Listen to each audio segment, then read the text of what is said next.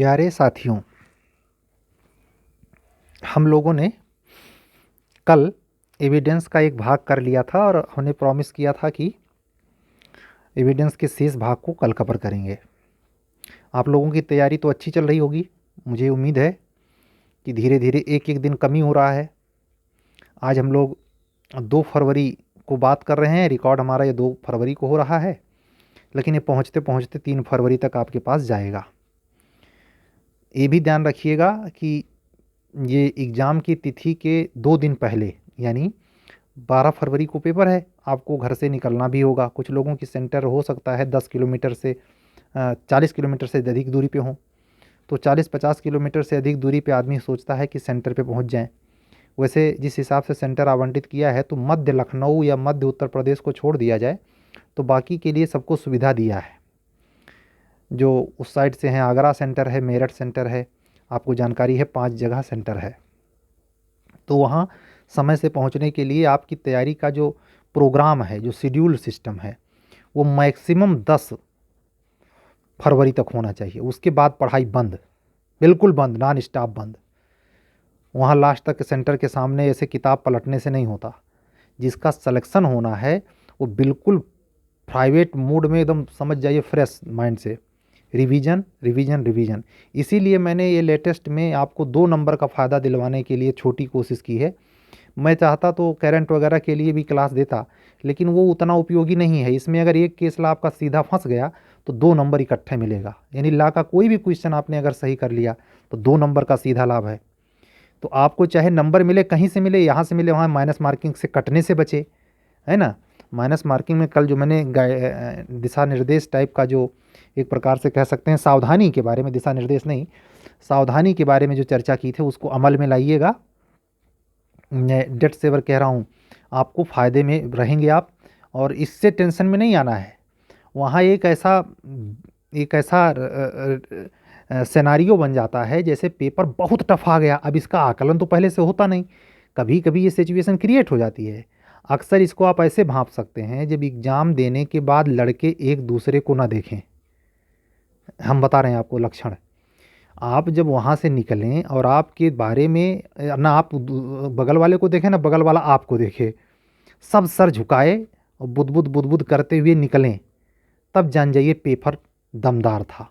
और अगर शोर कोलाहल ज़्यादा होने लगे या तमाम जो फेंकू टाइप के होते हैं, वो तो मतलब उनको तो पेपर चाहे जैसे आ जाए तो उनको असर नहीं पड़ता। तो मैंने 2 दिन वीडियो में पहले कहा था ना, हेहर एक होते हैं, तो वो असामाजिक तत्व हैं कंपटीशन के। वो अगर आपके संजोग से आपके बगल पड़ गए तो आपको डिस्टर्ब करके मारेंगे। तो कहने का मतलब लक्षण यही होता है, अगर गंभीरता यानी सन्नाटा ज़्यादा है, खामोशी ज़्यादा है, और ऐसा इत्तेफाक से दोनों पेपर में हो जाए, जीएस में हो फिर लॉ में भी हो जाए, ऐसा फ़िलहाल होगा नहीं, क्योंकि मुझे उम्मीद है कि थोड़ी बहुत दिक्कत आपको जीएस में अब तक आती थी, अब की बार नहीं आनी चाहिए।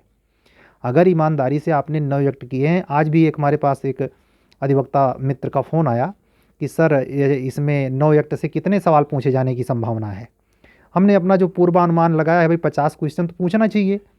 अब पूछने को अथॉरिटी बॉडी वो है, कुछ भी पूछे हैं, 50 से कम 50 से ज़्यादा, लेकिन मेरा अपना जो आकलन कहता है कि 50 पूछना चाहिए। 9 व्यक्त है, मैंने मोटा मोटी हिसाब लगा कि 9 पचे 45, क्योंकि उसमें अगर मान लीजिए किसी क्वेश्चन से, जैसे घरेलू महिला हिंसा, 3 क्वेश्चन तो पूछेंगे, छोटे छोटे से 3, दहेज से 2 हैं, तो जिससे 2, लेकिन इधर जो मोटे हैं जैसे दिव्यांगजन है, तो इसमें कम से कम 6 से 8 सवाल आ सकते हैं। भाई वो पढ़वा किस लिए रहे हैं अगर उनको पूछना नहीं है। कुछ लड़के ऐसे भी हैं जिनको 15-20 लग रहा है, लगे भाई, हम इसका नहीं वो इलाज है हमारे पास, लेकिन मेरा अपना निजी मानना यही है कि कम से कम 50 क्वेश्चन तो आना ही चाहिए 150 में। 100 क्वेश्चन अगर 50 भी पूछें तभी तो 100 क्वेश्चन में वो जीएस अपना पूछ सकते हैं। क्या दिक्कत है? जो रियलिटी है, रियलिटी में तो इनको कम से कम 65 से 70 क्वेश्चन पूछना चाहिए। लेकिन मैं भी इसको गारंटी नहीं देता मैं, तो मैंने यही कहा और आप लोगों से भी यही कहूँगा कि इस बार जीएस में ये मान के चलिए कि इसी से मेरिट बनानी है। क्यों? क्योंकि जिनका 3000 में सिलेक्शन होना है, कम से कम ये मान के चलिए 3000 में से 2000 लड़के तो ऐसे हैं जो ला के तूरम खां हैं। तो ला में सबका नंबर समान रहेगा। वो ऐसे भी लड़के हो सकते हैं 500, 3000 में 500 लड़के ऐसे हो सकते हैं, 100 तो निश्चित होंगे। जो बता रहा हूँ आपको, जो 450 का पूर्णांकवा है ना, ये छू जाएंगे 350 के ऊपर। 100 लड़के हो सकते हैं, इसमें कोई बड़ी ताजुब वाली बात नहीं।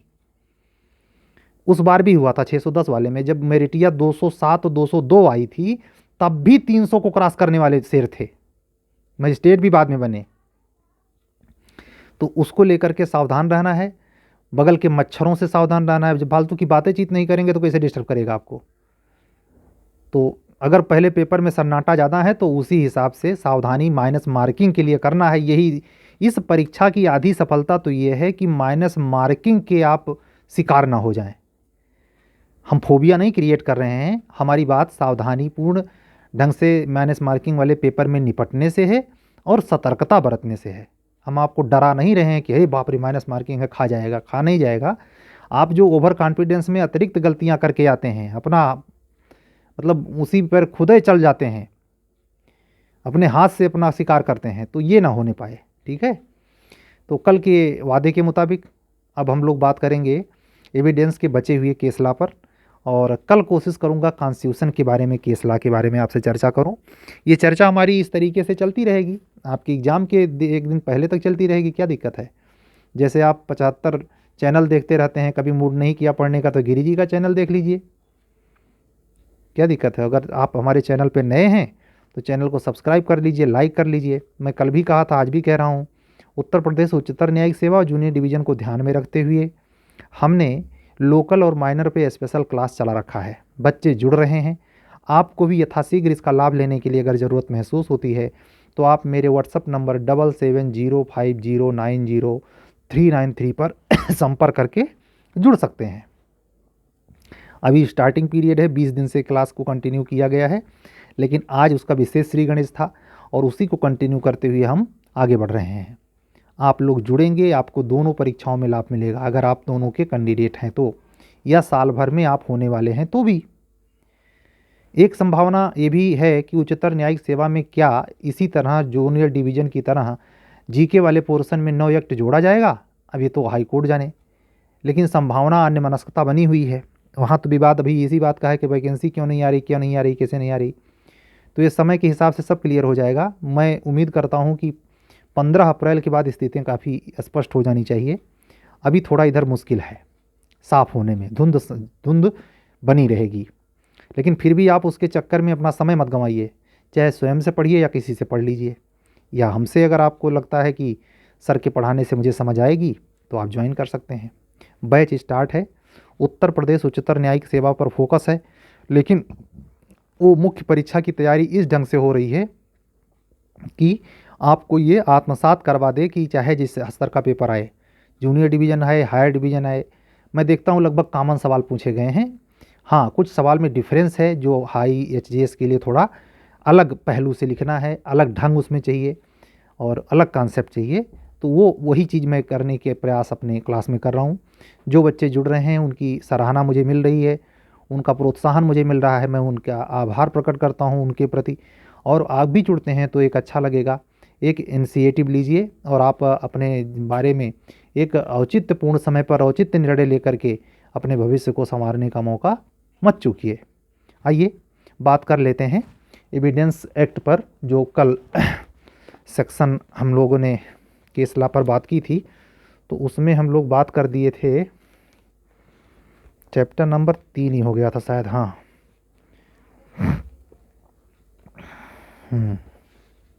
हाँ 27 सेक्शन हो गया था, चैप्टर नंबर 5 हो गया था। आ जाइए चैप्टर नंबर 6 पर, न्यायालय के निर्णयों की सुसंगति।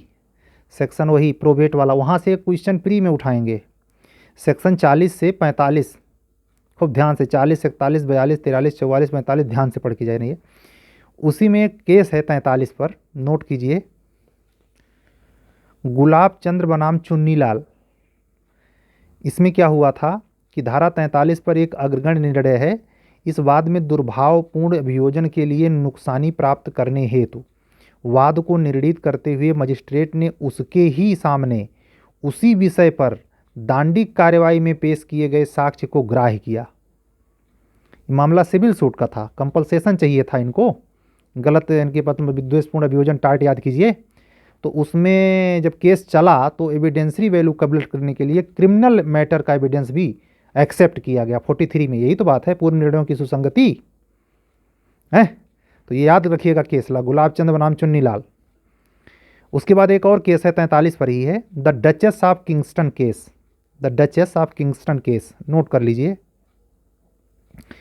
इस मसले को हल करते हुए जो उसके चीफ जस्टिस थे, डिग्रे नाम था इनके जस्टिस का नाम, डिग्रे। इन्होंने कहा सामान्य सिद्धांत तो ये होना चाहिए कि दो पक्षकारों में किसी न्यायिक कार्यवाही का संव्यवहार किसी तीसरे व्यक्ति पर बाध्यकारी नहीं होना चाहिए। इस केस में हुआ था कि अपने पति के जीवन काल में किसी अन्य व्यक्ति से शादी के अपराध में डचेस ऑफ किंगस्टन का हाउस ऑफ लॉर्ड्स में अभियोजन हुआ। अपने पति के रहते उन्होंने दूसरी शादी कर ली थी। उसके बारे में माना जाता था कि वो क्रिस्टल के अर्ल से विवाहित थीं, परंतु उसने साबित किया इन कोर्ट क्या कि उस विवाह की बात बंद करने के लिए वो एक बाद लाई थी और काउंटी कोर्ट ने डिक्री भी की थी। यानी वो विवाह शून्य नल एंड वाइड हो चुका था और वो अविवाहित थी और इसीलिए ड्यूक ऑफ किंगस्टन से उसने शादी की, समय पर विवाहित नहीं थी। इस निर्णय के बावजूद भी अभियोजक ने यह साबित करना चाहा कि अर्ल के साथ वो विवाहित थी। भाई केस तो इसीलिए किया था, नहीं हमारी ऑलरेडी औरत है और इसने फिर भी शादी कर ली, तो उसने साबित करने की कोशिश की। न्यायालय ने मत प्रकट किया कि वह निर्णय अभियोजक को दांडिक कार्यवाही में द्विविवाह का अपराध साबित करने से रोकने का प्रभाव नहीं रखता था। लेकिन यहाँ जो हम सवाल समझा रहे हैं और केस ला है जो सेक्शन है उसमें इन सब बकवास से मतलब नहीं। बकवास मात्र इतना है कि एविडेंस के तौर पर जो तथ्य कोर्ट एक्सेप्ट कर रही है वो किसी पूर्व कोर्ट के निर्णय से बात है। यहाँ उसके मजा मत लेने लगना। आप काफ़ी तो ऐसे हैं खाली बस आल्हा रूदल की कहानी मिल जाए तो छोड़ छाड़ के बस वही सुनेंगे। अगला केस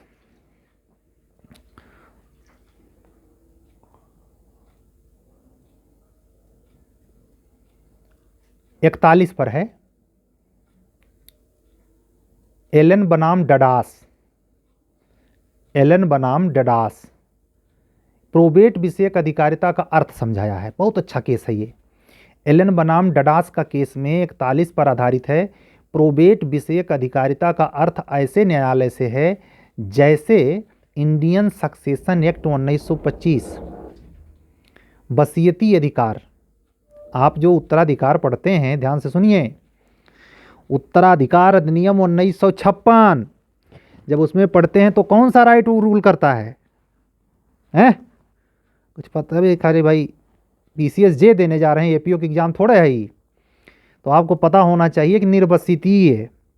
और ये जो 1925 वाले एक्ट की बात है उसका जो लास्ट सेक्शन पढ़ेंगे हिंदू उत्तराधिकार अधिनियम का, तो वही क्लियर करता है कि अगर वसीयती संपत्ति के निपटारे की बात है तो एक्ट वाई चलेगा। जो ये कह रहा है, कहाँ ध्यान सुनिए, कह रहा है कि जैसे इंडियन सक्सेशन एक्ट 1925 के अंतर्गत किसी की बिल को सही प्रमाणित करने और किसी अन्य व्यक्ति को प्रोबेट पत्रों द्वारा उसकी बिल या एग्जीक्यूशन निष्पादन करने के लिए व्यक्त करने की अधिकारिता है।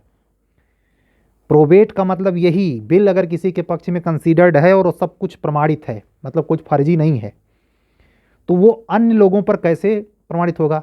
तो प्रपत्रवा बिल, प्रोबेट विषयक, बिल विषयक लिखा नहीं होता आपके पास में, ध्यान रखिएगा।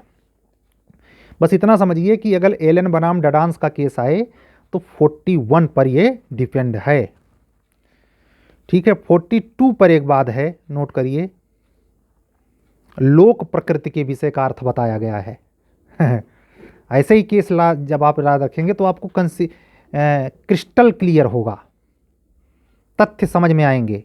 ध्यान से सुनिए, आर बनाम ब्लिस में आधा बा पे छोटी की मात्रा लगाइए, ला और सा लिखिए, ब्लिस, आर बनाम ब्लिस। ये बात 42 पे संबंधित है। इस बात में न्यायालय ने लोक प्रकृति के विषय का अर्थ समझाया है। न्यायालय के अनुसार लोक प्रकृति के विषय ऐसे मामले को सम्मिलित करते हैं जो सारी जनता पर प्रभावी हों और जनता के किसी वर्ग पर, उदाहरण के लिए किसी लोक रास्ते के प्रयोग के लिए टोल टैक्स वसूलना, नाव निकालने का अधिकार मल्लाही, किसी नदी या समुद्र के किनारे पर माल लादने या उतारने के लिए भूमि का प्रयोग अधिकार, जाल फैलाने का अधिकार, ये सब क्या है? पब्लिक, सड़क पब्लिक या प्राइवेट, हैं, तो इसे कहते हैं लोक प्रकृति का विषय।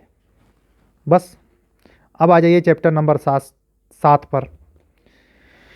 ये केस शायद पूछें आपसे। अब्दुल रहमान बनाम स्टेट ऑफ मैसूर 1972। इस बात में धारित किया गया कि किसी भी साक्षी को विशेषज्ञ होने के लिए ये जरूरी नहीं कि उसके पास कोई डिग्री हो।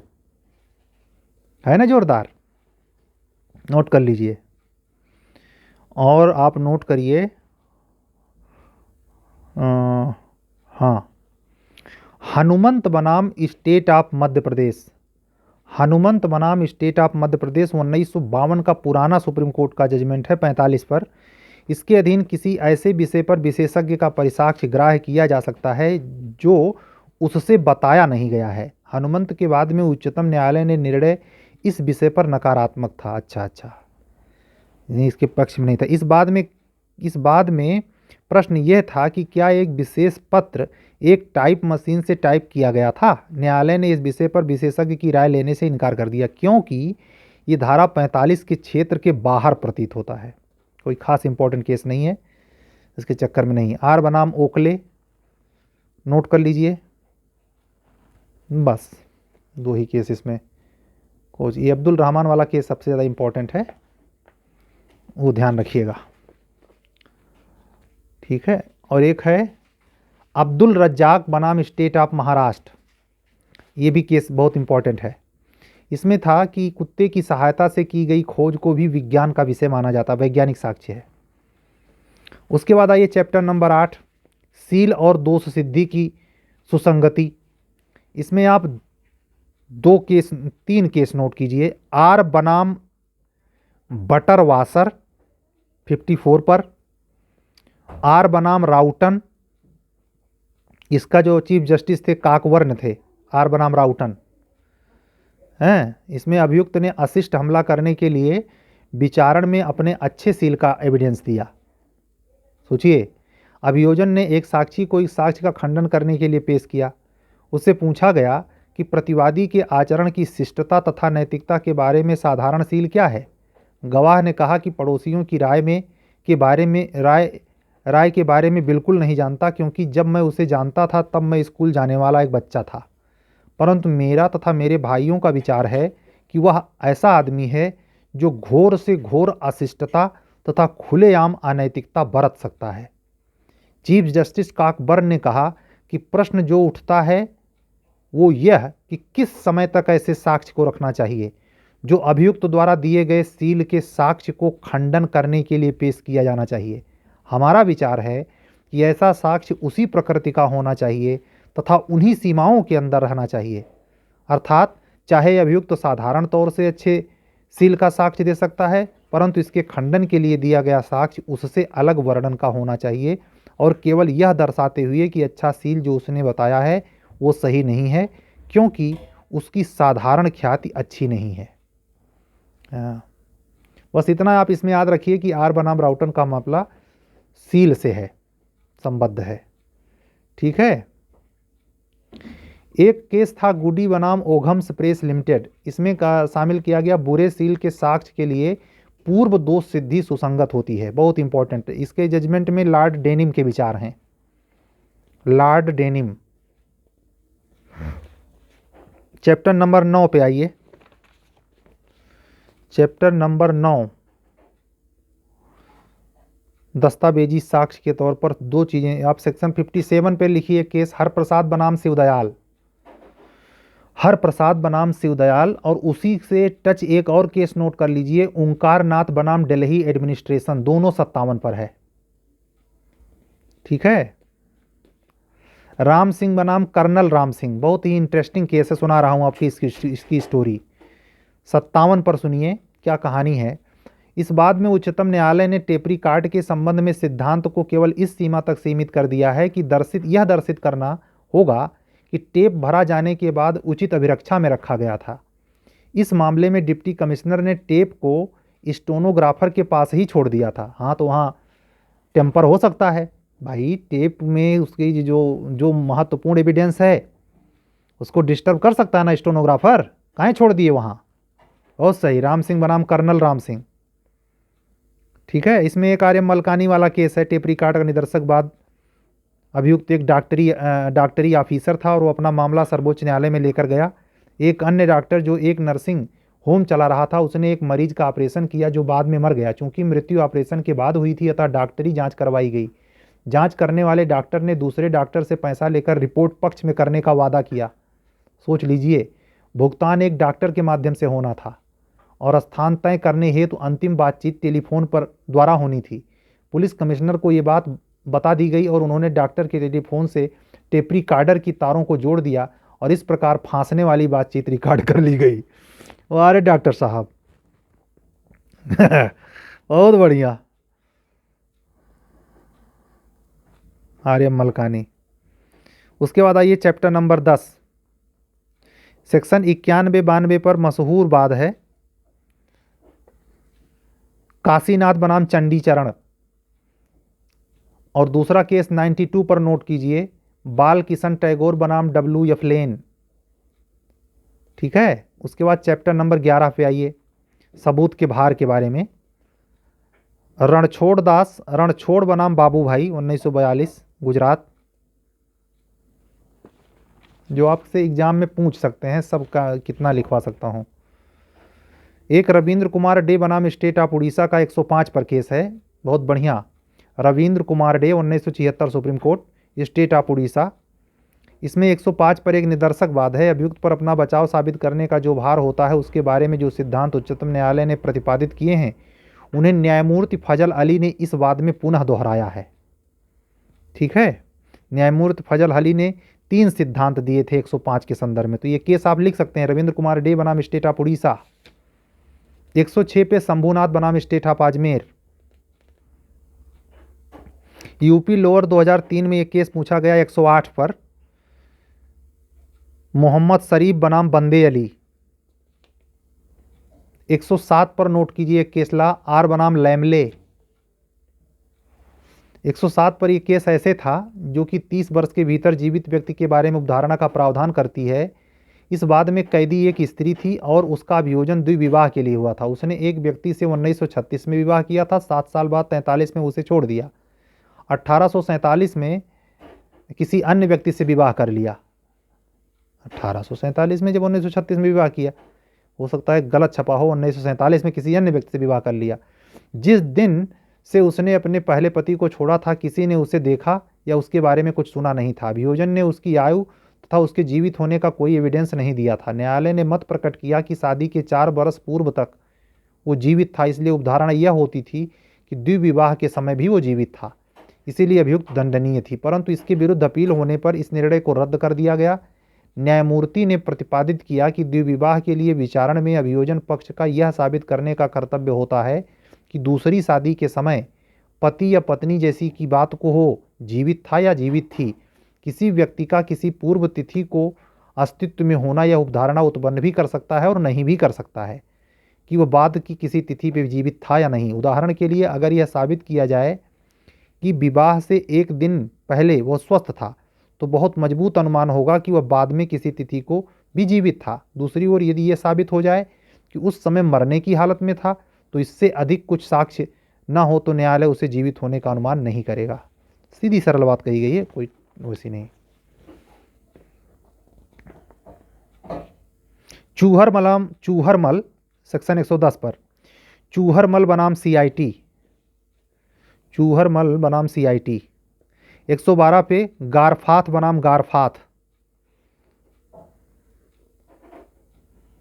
सेथु बनाम पलानी 112, बहुत important, very most important, note करिए, सेथु बनाम पलानी। ठीक।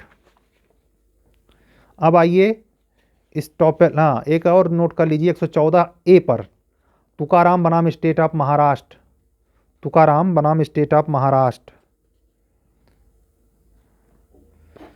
उस पर आइए, स्टॉपेल 115, पिकार्ड बनाम सीयर्स, बनवारी लाल बनाम सुखदर्शन दयाल, मर्केंटाइल बैंक बनाम सेंट्रल बैंक, श्री कृष्ण बनाम कुरुक्षेत्र यूनिवर्सिटी, सनातन गौड़ा बनाम बरहामपुर यूनिवर्सिटी, शरद चंद डे बनाम गोपाल चंद लाहा, अगर एविडेंस उसमें बालकृष्ण बनाम रीवा यूनिवर्सिटी, आरती गुप्ता बनाम स्टेट ऑफ पंजाब। ठीक है। मोतीलाल पद्मपत शुगर मिल्स बनाम स्टेट ऑफ यूपी, कई बार पूछा गया, वचनात्मक विबंध से संबंधित है। विबंध के प्रकार में वचनात्मक विबंध होता है जो वाणी के आधार पे है ना, वादे के मुताबिक। तो ये मोतीलाल पद्मपत शुगर मिल्स बनाम स्टेट ऑफ यूपी, याद रखिएगा 1979 सुप्रीम कोर्ट।